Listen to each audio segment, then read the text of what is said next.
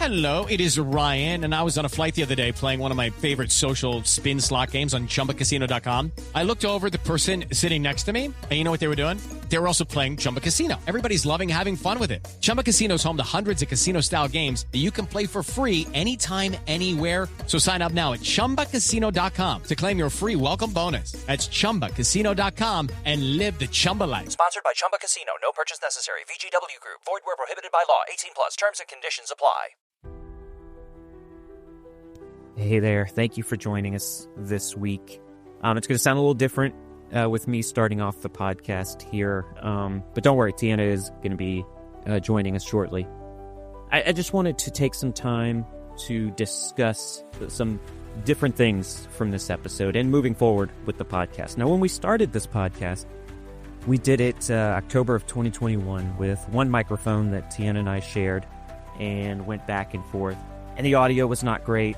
Conversations really weren't great, but as time has gone and we've evolved and gotten new microphones and new systems, everything's improved, and that is because our audience has increased, and we've gotten so much great feedback from everybody to continue this podcast. So recently we purchased an audio interface to allow for two microphones in the same room so that Tiana and I can be in the same room and have those conversations, like I always say, where it feels like a couple at the dining room table talking about their concerns about the world. And that's really what we want to be for this podcast. It's about news, and it's about geopolitical news provided from an intelligence perspective. But really, it's a free flow of conversation where both parties can bring up concerns, they can fact-check the other, and they can hold the other person accountable. And Tana does an incredible job of that when I go on tangents and say certain things. And I appreciate her so much for that, and that's why we continue this podcast. But this episode might sound a little bit different because it's the first time in a long time we've done this in the same room. So there may be some rigidity. The audio is crisp in some places and may not be in other places. And we're going to continue to improve on that. So moving forward, the production is going to be a lot better. But still remember, we are an independent podcast. We do this on our own. There is no production company that takes everything that we say and fixes the audio and puts it out. And I say that to say this. As an independent podcast, we don't have the backing of a large corporation or a large media group. And so every single subscription and like and comment that we get from you guys, it means a lot to us. It just means the world to us. And that goes for every independent podcast. So if you love this podcast, please give us a comment on wherever you listen. Apple Podcasts, Spotify allows comments now. That absolutely does help us. It helps us get into the charts in whatever country that you're listening from and commenting from, and that helps us improve moving forward.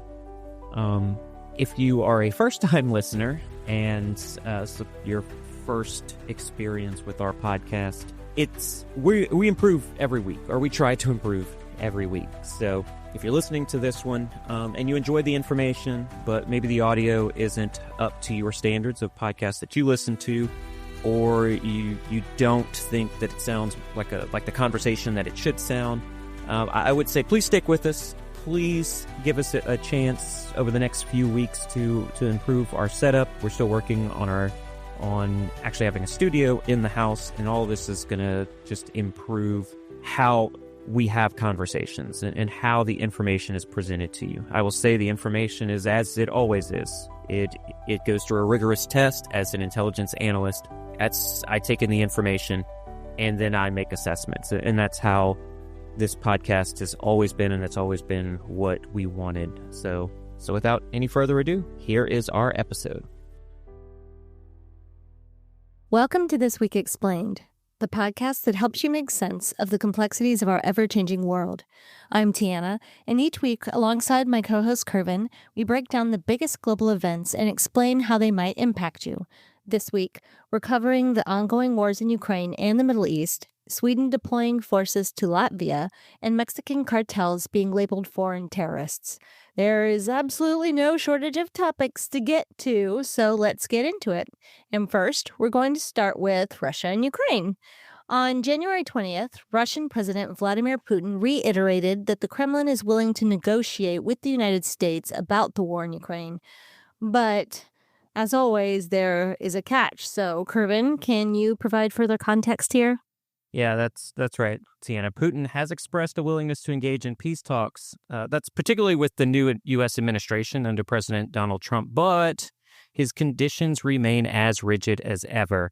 So he's demanding Ukraine's full capitulation, which includes some very specific and honestly uncompromising terms. Well, can you remind our audience what those terms are? Well, Putin insists that any peace settlement must address what he calls the, quote, root causes, unquote, of his special military operation.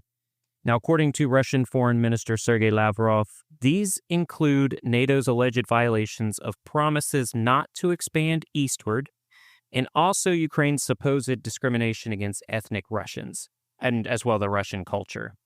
Wow. Yeah, I know, right? When you said root causes, I was like, hubris. Yeah. Ego.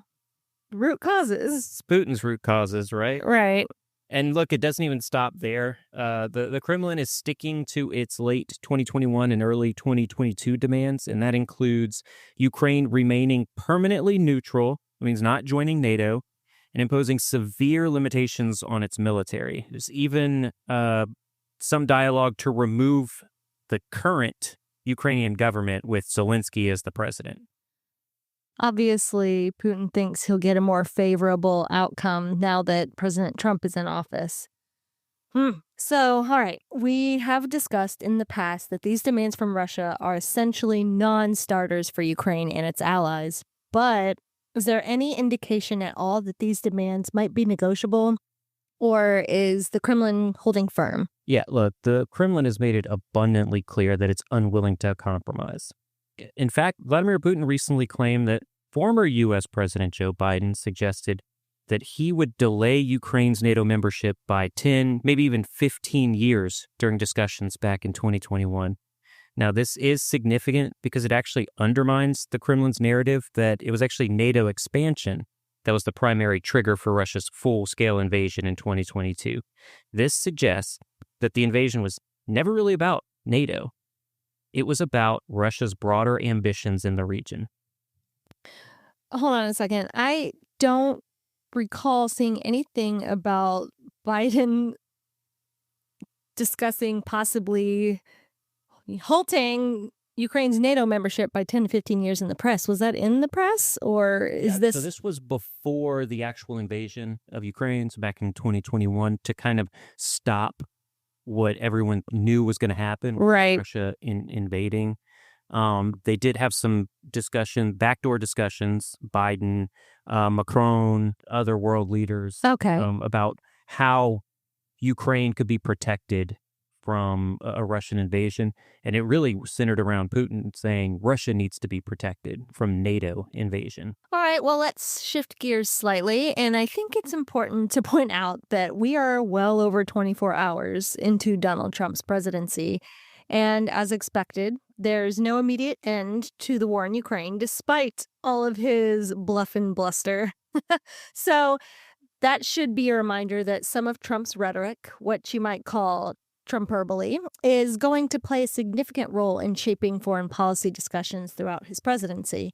With that in mind, has Trump made any statements about the war since he took office this week, or is he too busy signing a bunch of bills? Well, he's not too busy because he has talked about the war, and he's stated that he's ready to talk to Putin directly. And there actually is there's a call scheduled between Trump and Putin about the war. Ooh. Now, Trump has made it clear that if the Russian president isn't willing to negotiate on Trump's terms, not Ukraine's terms, key point there, Russia can actually expect even more sanctions from the United States.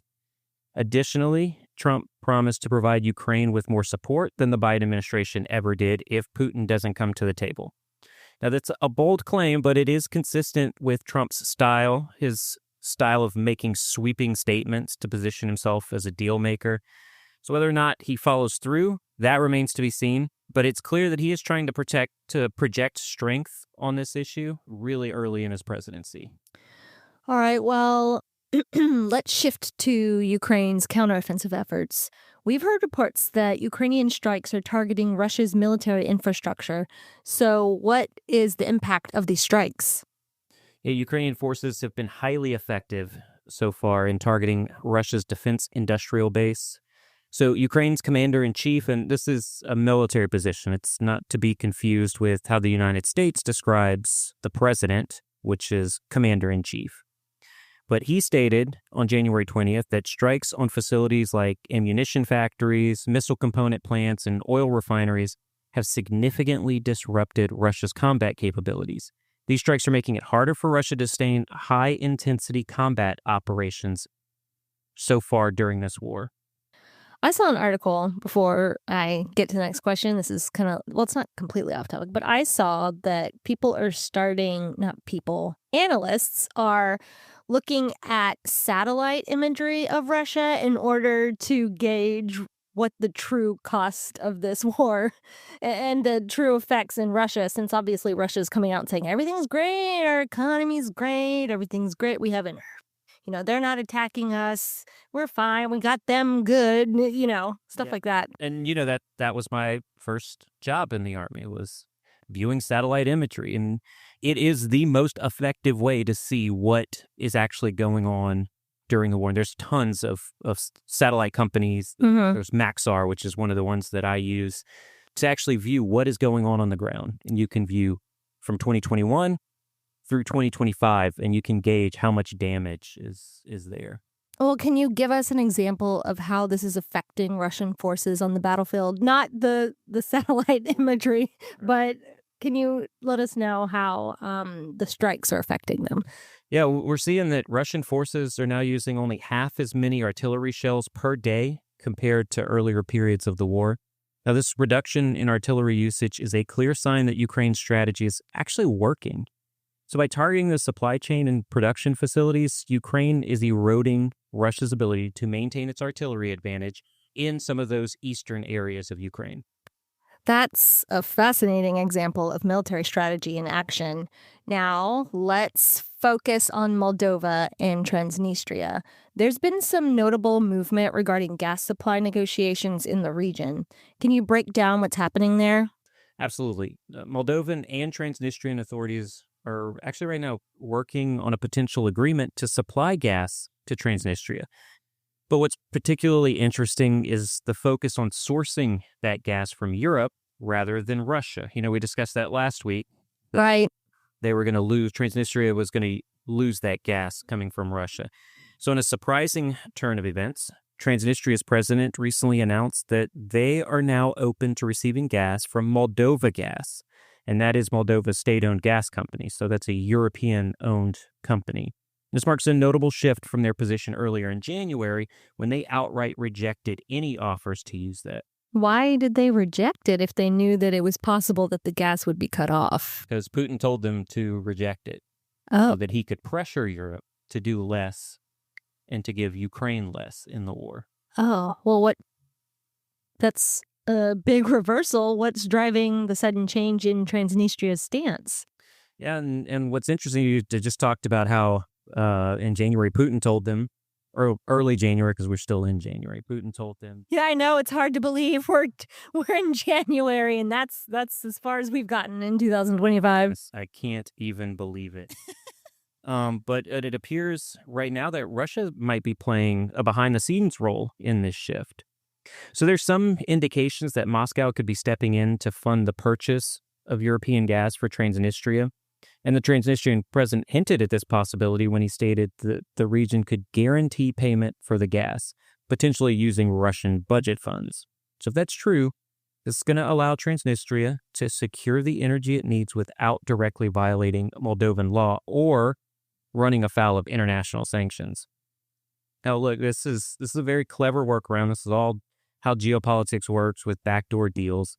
And hopefully that would keep the gas flowing while sidestepping some of the geopolitical hurdles.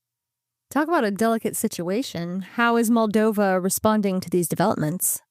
Look, the Moldovan president has been very measured in her response. She made it clear that Moldova Gas can only engage with companies that fully comply with Moldovan law, and also the companies that adhere to international sanctions. Russia's not one of those.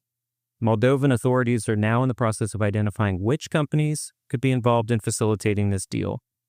This is a tricky balancing act for Moldova. They need to ensure legal and regulatory compliance while also addressing the energy needs of Transnistria. I know it's a breakaway region, but it still remains a geopolitical flashpoint. Well, thank you for that update. Now let's turn to the ceasefire between Israel and Hamas.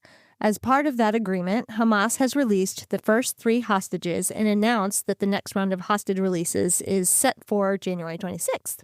In exchange, Israel has released 90 Palestinian prisoners into the West Bank. Can you walk us through the significance of these developments? Yeah, look, the release of hostages and prisoners, those are key components to the ceasefire. Some would say it is the key component of the ceasefire agreement. And both sides are closely watching what the other side's doing. The release of the first 3 hostages to Israel is very much a symbolic step, shows that Hamas is willing to follow through on its commitments, at least for now. Now, on the other side, you've got Israel's release of 90 Palestinian prisoners. That shows their willingness as well, because we both know, and we've talked about this, they call those Palestinian prisoners Hamas prisoners, so prisoners of war. The fact that they were willing to release them shows good faith. And these exchanges are part of a broader effort to maintain this fragile truce. They're also fraught with political and security risks. This is especially true because we both know the Middle East is a volatile place and it's a volatile situation. But what about the humanitarian situation in Gaza? Has the ceasefire brought any tangible relief to the innocent people there? Well, it has to some degree. Look, this week the IDF facilitated the entry of 630 humanitarian aid trucks into Gaza, and that's critical. The ceasefire agreement actually stipulated that Israel would allow at least 600 aid trucks into the territory. And so now they're at 630. So far, this aspect of the agreement seems to be going according to plan. The aid, look, they need it. The people of Gaza, the Palestinian people, need this aid. It is a dire humanitarian situation there in Gaza. But it's important to note that it's just a temporary measure. The long-term challenges facing Gaza remain unresolved. While the ceasefire appears to be holding in Gaza, there are growing concerns about rising tensions on the West Bank. So can you let our listeners know what's happening there? Yeah, look, this is a very crucial point. So while the truce in Gaza has brought a temporary lull in hostilities, it's the West Bank that's becoming a flashpoint again.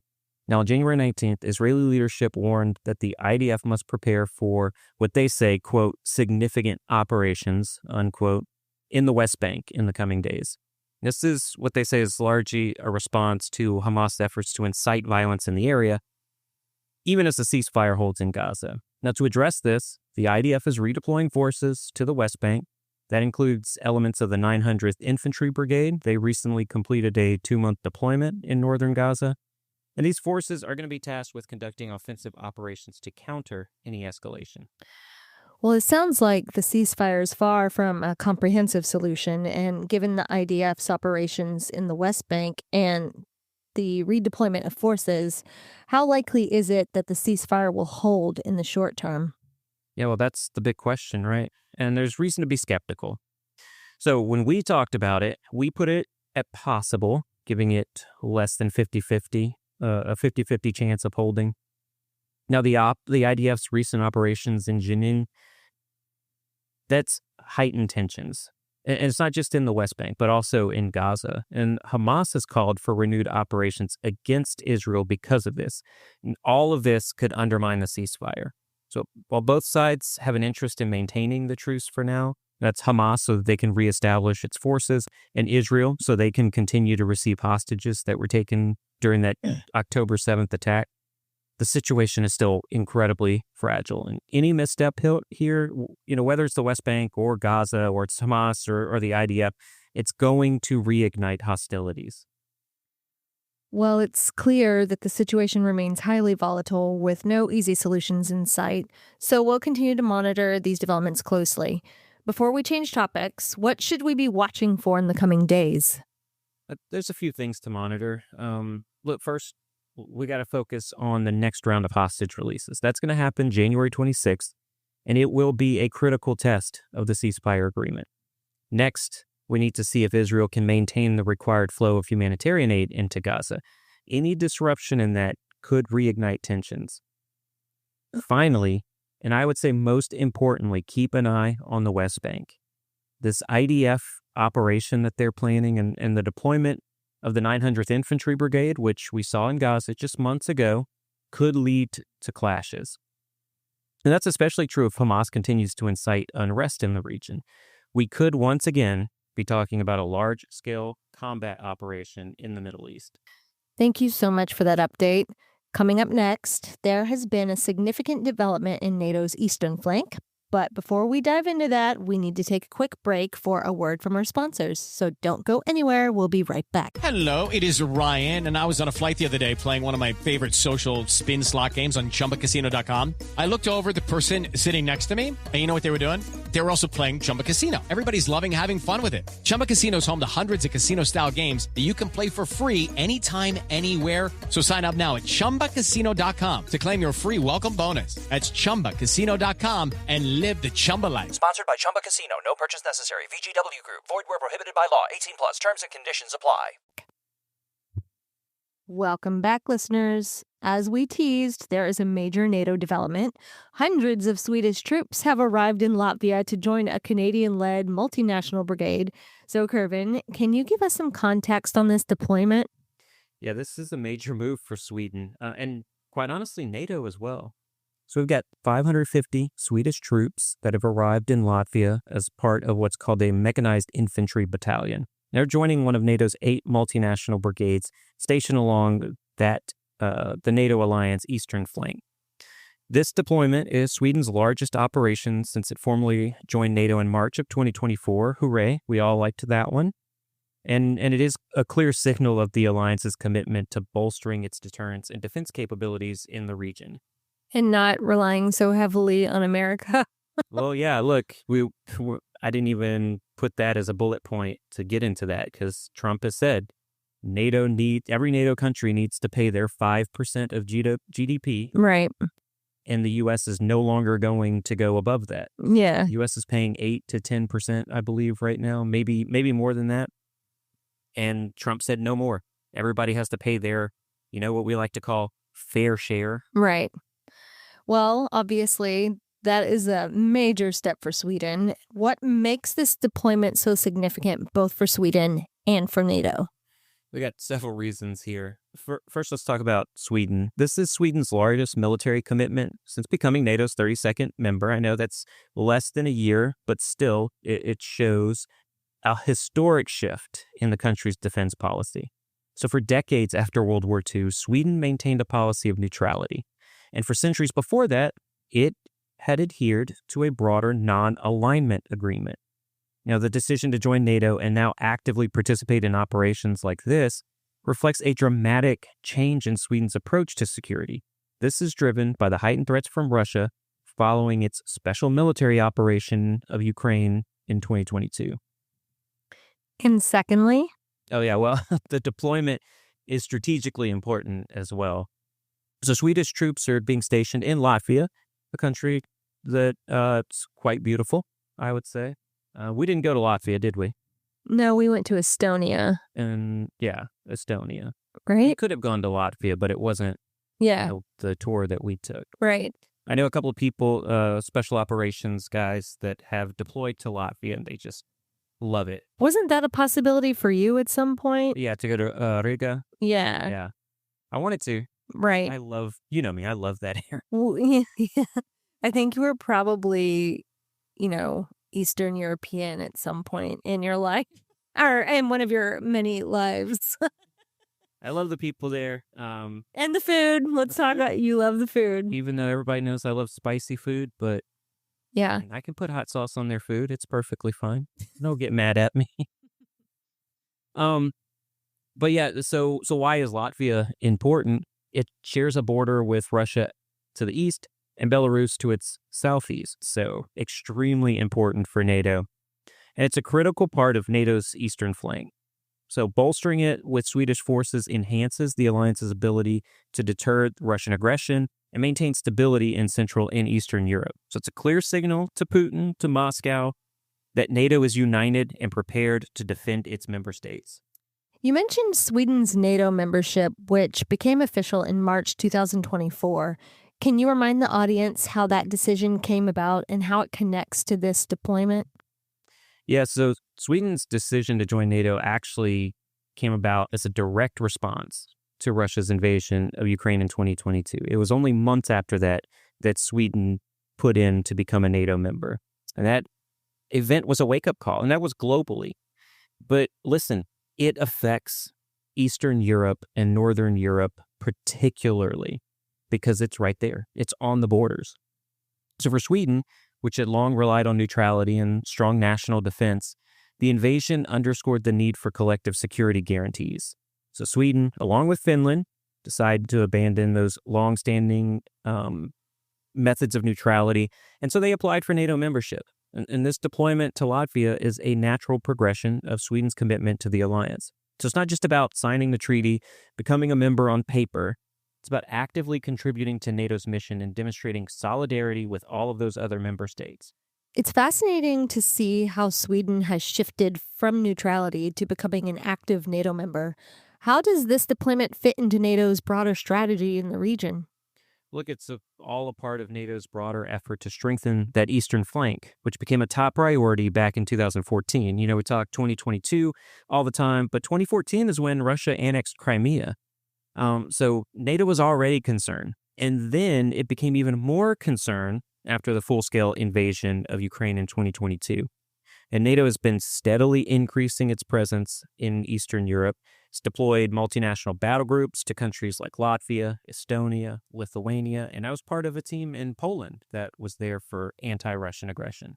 I remember when Russia annexed Crimea, I was sitting in the East Side Walmart parking lot in Houma, Louisiana, listening to it on the radio, like hearing the confirmation come through. It was wild. So it looks like Sweden's involvement is a game changer for NATO. We'll have to keep an eye on this as well. Major thing to keep an eye on. Yeah, on how, this deployment impacts the alliance's posture in the region. So what can you tell us about the Swedish troops and their mission in Latvia? Well, they consist of 550 troops, and it's from a mechanized infantry battalion. So they arrived in Riga, which is Latvia's capital, this past week on Saturday of last week. They were escorted by the Swedish Air Force and also naval units, as well as Latvian naval forces. Why? Because you never know what Russia's going to do when NATO countries start moving their military pieces around. Now, their particular mission is just to support NATO's deterrence and defense efforts. That's aimed at preventing any potential aggression from Russia or, look, Russia's allies. We bring Belarus into this. Now, the battalion is stationed just outside Riga, and they're part of a Canadian-led multinational brigade.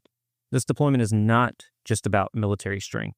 It's about showing solidarity with NATO allies and then reinforcing the alliance's presence in the region because, it is on edge right now since the war started in Ukraine. Moving to our final topic. This week, President Donald Trump declared a national emergency at the southern border, and he's vowed to designate certain drug cartels and gangs as foreign terrorist organizations, or FTOs. This is a major development with far-reaching implications, so let's dive right in. As always, let's start with the basics. What exactly did President Trump announce, and why is this significant?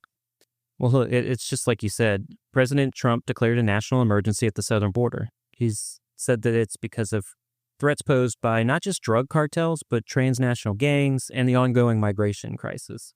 Now, as part of his declaration, he announced plans to designate groups like Venezuela-based Tren de Aragua and El Salvador-based, one we all know, MS-13, as foreign terrorist organizations, FTOs. It's significant because it unlocks new legal and operational authorities for the U.S. government. One example is the Justice Department can now prosecute individuals who provide, quote, material support, unquote, to these groups, similar to how they've gone after ISIS supporters in the past. It also allows the government to use military intelligence and surveillance capabilities to monitor these organizations more closely. That sounds like a big shift in how the U.S. deals with these groups. But what does this mean in practical terms? Yeah, so from a practical sense, it just means the U.S. can treat these cartels and gangs more like terrorist organizations than criminal enterprises. So this could involve military action, which they've deployed 2,500 more troops to the border.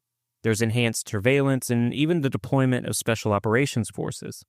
In fact, when asked about the possibility of sending U.S. forces into Mexico to, what he said, take them out, Trump responded, yeah, it could happen. Stranger things have happened in the way that Trump says these kind of stranger things have happened. Beautiful, beautiful things could happen. Wow, that is a bold statement, but I guess we should expect no less from President Trump. For me, though, it raises a lot of questions about the risks involved, which we'll get into later. Before we do that, let's talk more about the national emergency itself. What does this declaration allow the government to do? So the emergency declaration gives the administration broad powers to address what they see as a crisis at the border. This includes deploying armed forces, directing the Department of Defense and Homeland Security to complete the border wall, and even using counter-drone systems near the border. Now, currently, like I said, 2,500 troops, which is a mix of National Guard and reserve troops, are already stationed at the southern border. Now, this new declaration could lead to an increase even more in... But hasn't there been criticism of using military in this way? Yeah, absolutely. Look, back in 2021, there was a GAO, which is the Government Accountability Office. Before Doge? Before Doge, which, we talked about that, but how dumb. And if you agree with Doge, look, I agree with Doge. I think there needs to be more accountability right in the government. But do they mean accountability to them, like beholden to them as opposed to... Because we have the Government Accountability Office. Right. So use that office and just improve it. But you know how... He needs his words. Elon likes his acronyms. And I know we've passed by the Government Accountability Office like several times whenever we're in D.C. We always say, no one's walked in that building since the advent of that office. Absolutely. Yeah, we're talking 2019 time frame. Right. Saying, Government Accountability Office. It has been a joke. Yeah. Yeah. And I don't know that Doge is going to fix that. But look, we have, so there's the website that shows how much debt the United States has. Yeah. And it keeps going, shows how many trillions of dollars of debt keeps going up and up. Well, they've added a new section to that website. Mm-hmm. Shows how much Doge has already saved the U.S. government. And it's at $6 billion in the first 3 days. Now, is that true? I need to see the actual reports on that. Right. It's there. So $6 billion in the first few days. Well, that's That's true. All right. That's great. A+. If that's true, A+. Now, another one of our fun little tangents. So we'll get back to the an accountability officer. Like I said, the GAO is what we call it because we have to have acronyms everywhere. So a GAO report in 2021 found that the deployments to the Mexican border didn't provide much military training value, and it actually hurt U.S. military readiness. And we had National Guard Chief Daniel Hokanson. He was saying last year in an interview that the time spent on border deployments would actually be better used preparing for other threats, like China. I'm not going to stop talking about that. Threats like Russia. I know, look, there's a fact that there are ISIS members and Al-Qaeda members coming through the border. Yeah, we had some over here when they tried to go onto Quantico. But how do we fix that? I think that's where we should really have the debate and the conversation on what's the correct way to fix that. So saying that, the current administration sees it as a national security priority. I see it as one as well, but the previous administration, as well as military leaders, doubt the reasoning behind these current measures. Well, I guess for now, let's shift our focus to a topic that has been gaining traction in Washington, which is the push to designate drug cartels as foreign terrorist organizations, or FTOs, which we have said like 35 times in the last 5 minutes. Just in case you're joining in at this point. At this point, you fast forwarded to this point in the podcast. Okay, this idea isn't exactly new, is it? Yeah, it's not new. It's the idea of labeling drug cartels as FTOs. It's been circulating in Washington for many years. Most recently in 2023, 21 state attorneys general formally urged the Biden administration to make this exact designation. It just shows the growing frustration of, at the state level, maybe not the federal level, over the impact of cartel activity. And then just this past December, Representative Chip Roy of Texas introduced a bill aimed at officially designating cartels as terrorist organizations. So this is the whole process of how it has come about. And it also shows us how the government is so slow to get things done. And so while the concept has been debated for some time, President Trump's recent declaration has brought it right back into the spotlight in a big way, and what he's doing right now is a significant step towards potentially making this a reality. It would certainly be a bold move, but let's talk about the potential benefits of designating cartels as FTOs, because we already talked about the strain that it would put on military readiness. What could this accomplish if it goes the way Trump would like it to go? Well, the primary benefit is that it would expand the U.S. government's legal and operational toolkit for combating these organizations. So one thing that's big is it would raise global awareness of the actual threat posed by cartels. So it frames them not just as criminal enterprises, which is more of an economic kind of enterprise, but as entities that engage in violence and destabilization on a scale comparable to a group like ISIS or Al-Qaeda. Now, I think we all understand how this would go. And we've all seen Sicario. That's what that whole movie is about. Yeah, that movie is horrifying. Exactly. And I think some people did not get the point of that movie because they want to keep trying to designate cartels. I think we need to do something with the cartels, but we need to be smart about it. Now, from a practical standpoint, this designation is going to open up new avenues for international cooperation. For example, the U.S. could work more closely with foreign militaries, foreign intelligence agencies to target actual cartel operations. It also allows the U.S. to freeze cartel assets more effectively, so putting a strain on their finances, imposing harsher penalties on those who support them, and potentially disrupt their financial networks on a global scale, not just within the U.S. Now, in short, it's about treating cartels as a national security threat rather than how we usually have, which is a law enforcement issue. A local state issue. Okay. Well, that sounds like a powerful set of tools, but this isn't without risks, right? What are the other potential downsides to such a designation? Yeah, there are significant risks and challenges associated with this. So some critics argue that the practical benefits of the designation might be limited, while the potential for unintended consequences is very high. So one major concern is the impact on U.S. Mexico relations. And some analysts have warned that labeling cartels as FTOs could actually strain diplomatic ties with Mexico.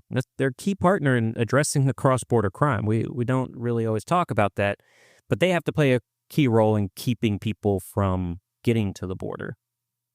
Now, Mexico's government has historically been resistant to such designations. They view them as an infringement on its own sovereignty, which honestly it is. But if you're going to keep letting this happen, we got to do something about it. Right.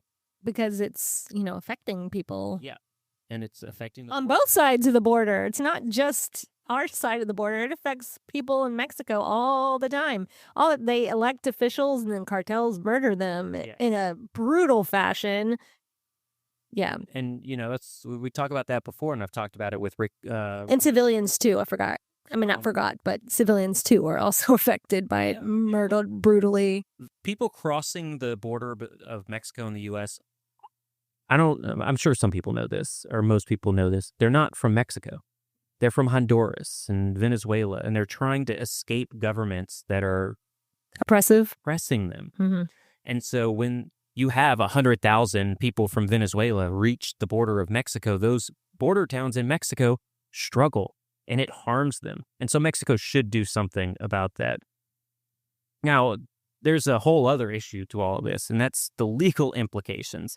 And that's particularly around that clause I told you about, the material support clause in the U.S. law. Yeah, what does that mean? So it allows the government to prosecute anyone who knowingly provides resources to designated terrorist organizations. There are a lot of, now this is wrong, don't get me wrong on this, but there's a lot of farmers who pay money to the cartels to keep their farm safe here in the U.S. Right. That would be providing material support to the cartels. Because they're terrified. They feel like they know they can't get anything done on the state level. And the cartels are not going to kill them. Yeah. Kill their family. Right. Family's family. Right. And so they're in a tough spot here. So it's kind of unfair. Yeah, it is. It is unfair, but like we said again, we got to do something. We got to do something. And geopolitics isn't easy. And this is a geopolitical situation. Got to make really hard decisions a lot of the time. Yeah. It raises a complex question about how drug trafficking and even indirect involvement might be treated under the current Trump administration. Would individuals involved in the supply chain of precursor chemicals for drugs like meth, all of these, are they going to be prosecuted? Right. You get prosecuted, you're facing terrorism charges. It's not money laundering. It's a federal charge. It is a federal charge, and you will go to jail for the rest of your life. Yeah. This is completely different. And so that means they could potentially send them to, jails with other terrorists. Those really scary. Well, I mean, all jails are pretty scary, but they're extra scary. Yeah, it was, Office Space. It was the line in Office Space. It's like, you're not going to go to regular prison. You're going to go to federal, pound you in the prison. Basically like Guantanamo, but, yeah, in the U.S. In the U.S. on U.S. soil. Yeah, this is all serious concerns. They need to be addressed. We have to have the conversations about them instead of just having one person say, this is what I want to do, go do it. Okay, so on one hand, the designation could enhance the U.S.'s ability to combat cartels, but on the other, it risks creating legal, diplomatic, and even humanitarian challenges. So let's dig even deeper into the risks. What could happen if the U.S. takes military action against these cartels? Well, look, military action is going to escalate this situation dramatically. There's some analysts that are even warning that targeting cartel leadership is going to provoke violent reprisals. It's true. Cartels might abandon any self-imposed constraints and then start targeting Americans, both in Mexico and also in the United States. Look, this is concerning because there's over 1 million U.S. citizens who live and work in Mexico, or live or work in Mexico.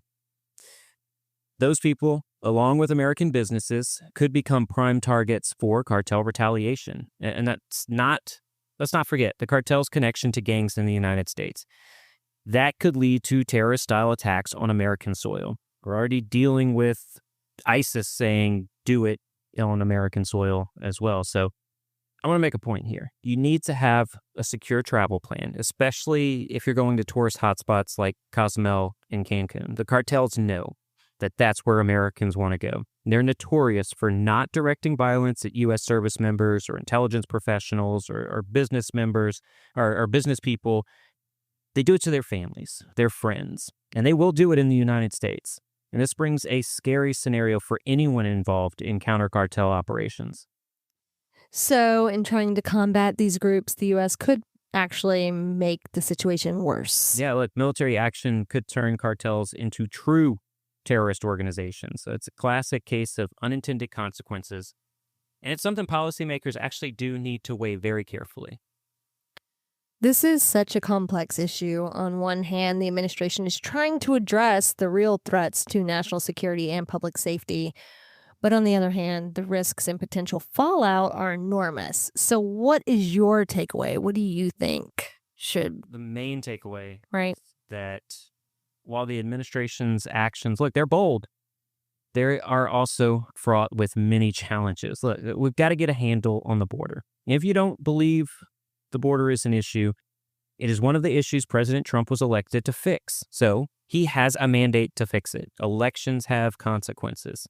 Now, in my opinion, designating cartels as FTOs and deploying military resources might be too strong of a response. And they also come with significant legal, diplomatic, and human risks.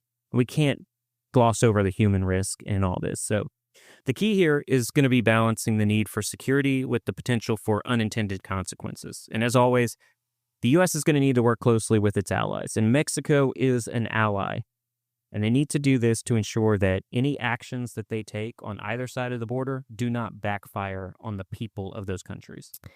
Anything else you want to add before we close out? Oh, I think that's it for me. Do you have anything? No.